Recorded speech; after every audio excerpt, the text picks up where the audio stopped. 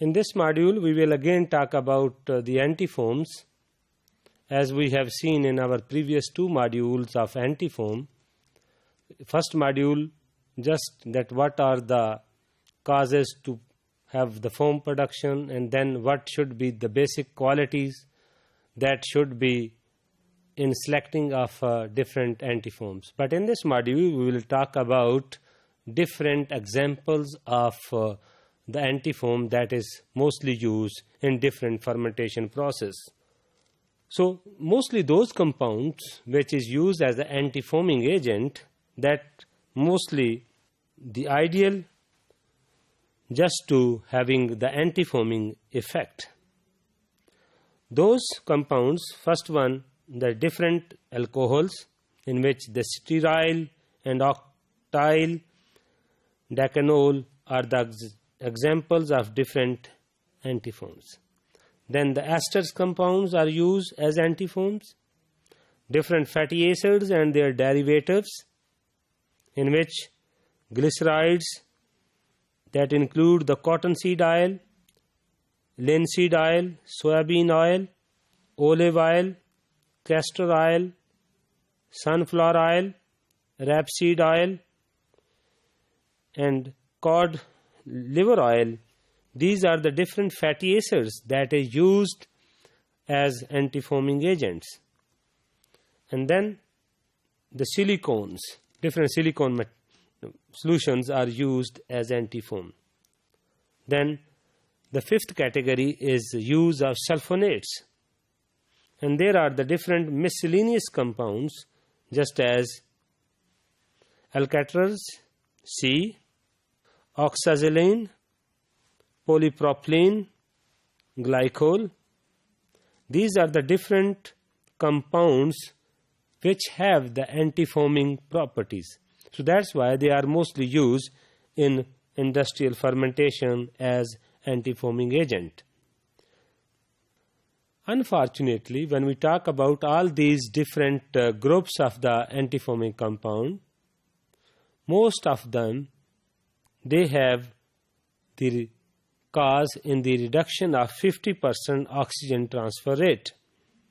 So that directly affect on the oxygen solubility in the fermentation media. As we have seen in our previous module that we should select those antifoam which have less effect on oxygen transfer rate, but unfortunately 50% oxygen transfer rate is affected by the addition of the antifoam. So there are also other antifoam which also increase the oxygen transfer rate. If the oxygen transfer rate is severely affected by the antifoam addition, then there is the only choice that the use of the mechanical foam cutters.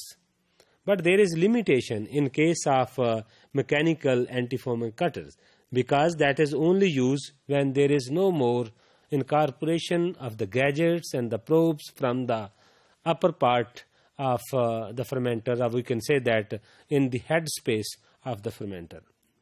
So various studies concluded that the foam control in industry is still a very imperial art.